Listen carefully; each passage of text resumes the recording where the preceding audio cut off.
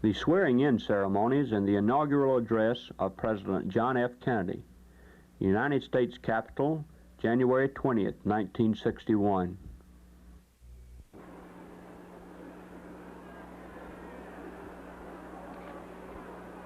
You, John Fitzgerald Kennedy, do solemnly swear I, John Fitzgerald Kennedy, do solemnly swear that you will faithfully execute the office of President of the United States that I will faithfully execute the office of President of the United States and will, to the best of your ability, and will, to the best of my ability, preserve, protect, and defend the Constitution of the United States. preserve, protect, and defend the Constitution of the United States. So help you God. So help me God.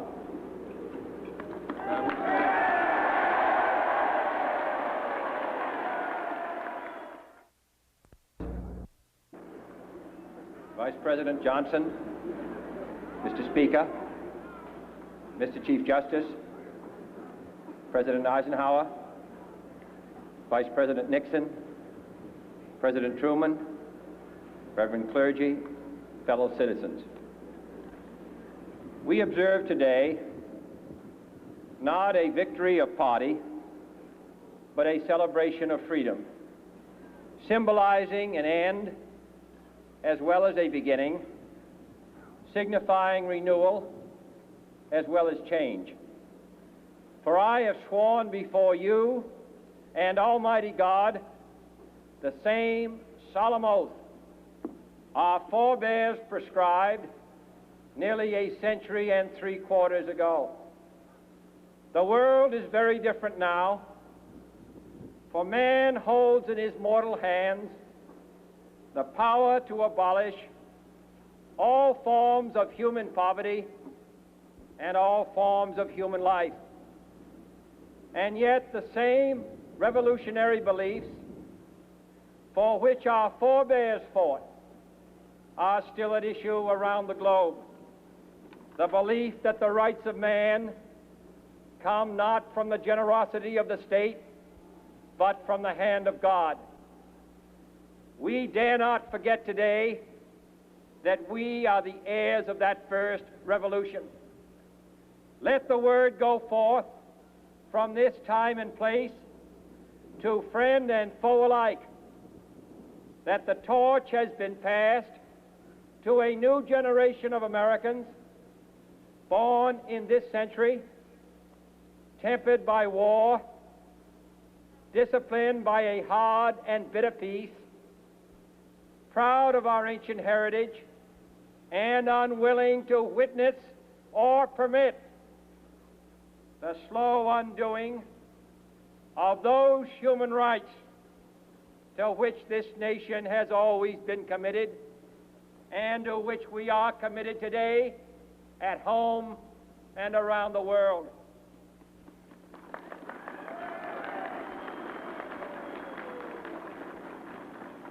Let every nation know, whether it wishes us well or ill, that we shall pay any price, bear any burden, meet any hardship, support any friend, oppose any foe to assure the survival and the success of liberty.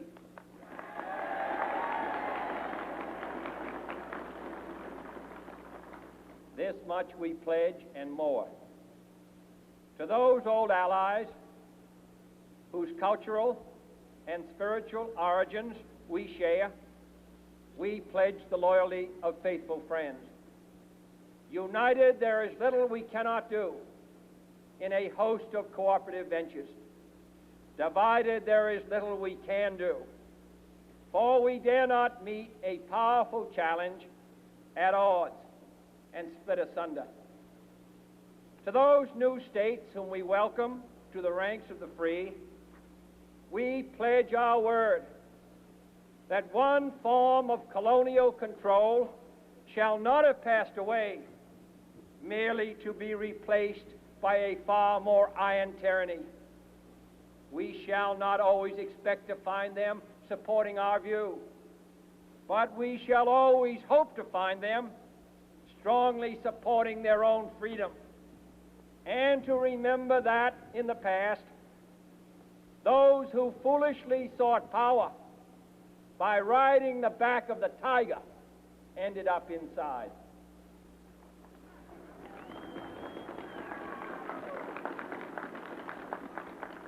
To those people in the huts and villages of half the globe struggling to break the bonds of mass misery, we pledge our best efforts to help them help themselves for whatever period is required, not because the communists may be doing it, not because we seek their votes, but because it is right. If a free society cannot help the many who are poor, it cannot save the few who are rich.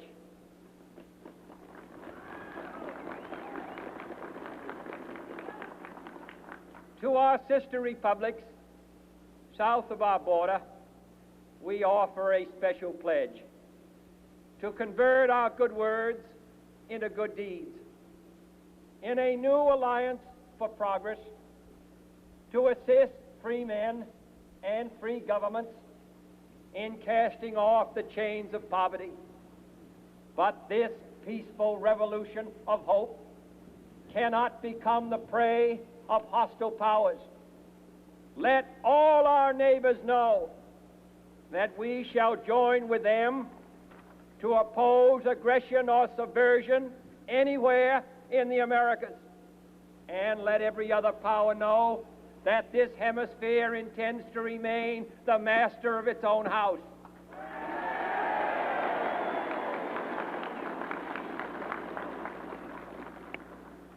To that World Assembly of Sovereign States, the United Nations, our last best hope, in an age where the instruments of war have far outpaced the instruments of peace, we renew our pledge of support to prevent it from becoming merely a forum for invective, to strengthen its shield of the new and the weak, and to enlarge the area in which its writ may run.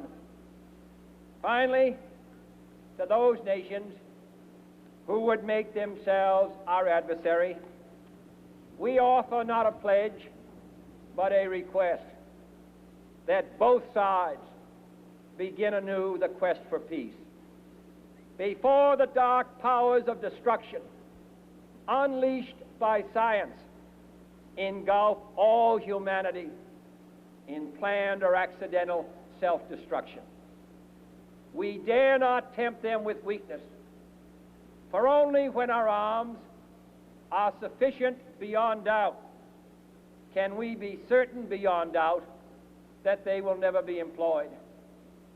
But neither can two great and powerful groups of nations take comfort from our present course, both sides overburdened by the cost of modern weapons, both rightly alarmed by the steady spread of the deadly atom, yet both racing to alter that uncertain balance of terror that stays the hand of mankind's final war. So let us begin anew, remembering on both sides that civility is not a sign of weakness, and sincerity is always subject to proof. Let us never negotiate out of fear, but let us never fear to negotiate.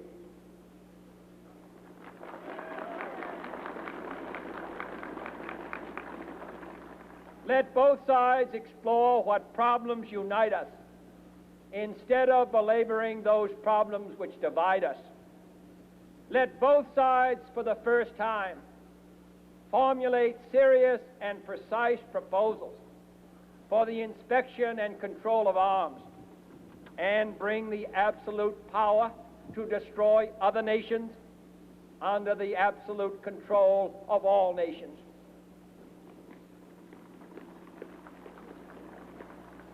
Let both sides seek to invoke the wonders of science instead of its terrors.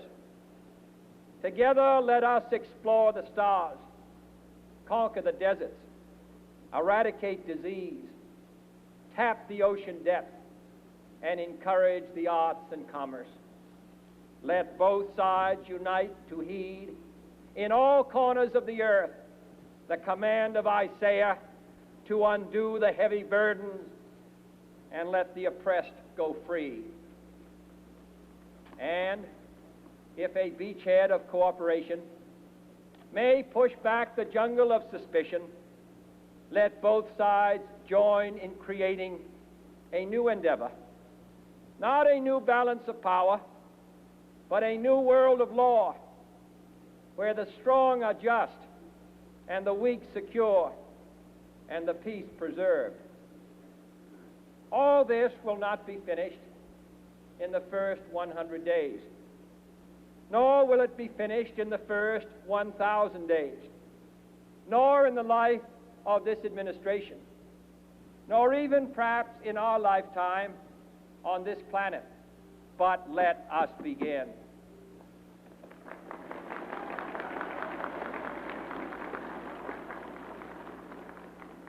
In your hands, my fellow citizens, more than mine, will rest the final success or failure of our course.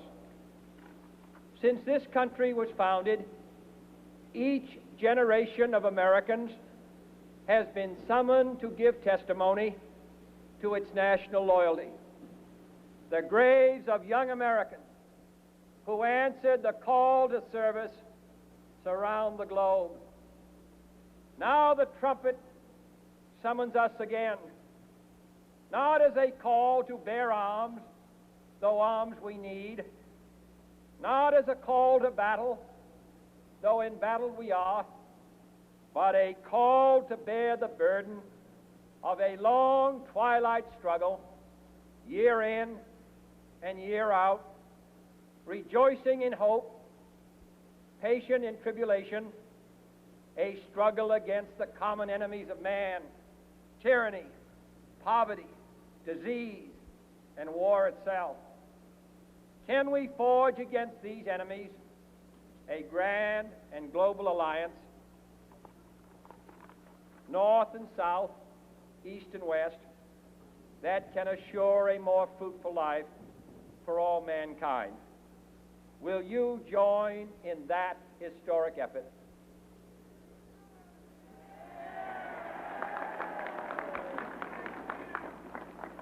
In the long history of the world, only a few generations have been granted the role of defending freedom in its hour of maximum danger. I do not shrink from this responsibility. I welcome it.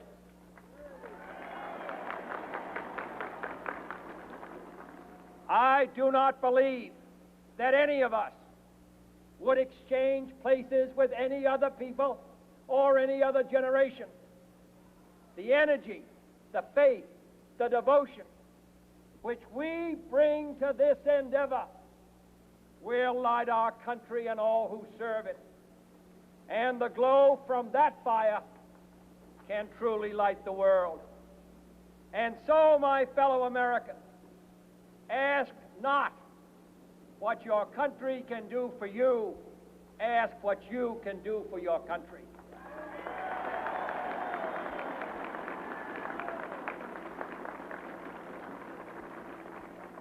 My fellow citizens of the world, ask not what America will do for you, but what together we can do for the freedom of man.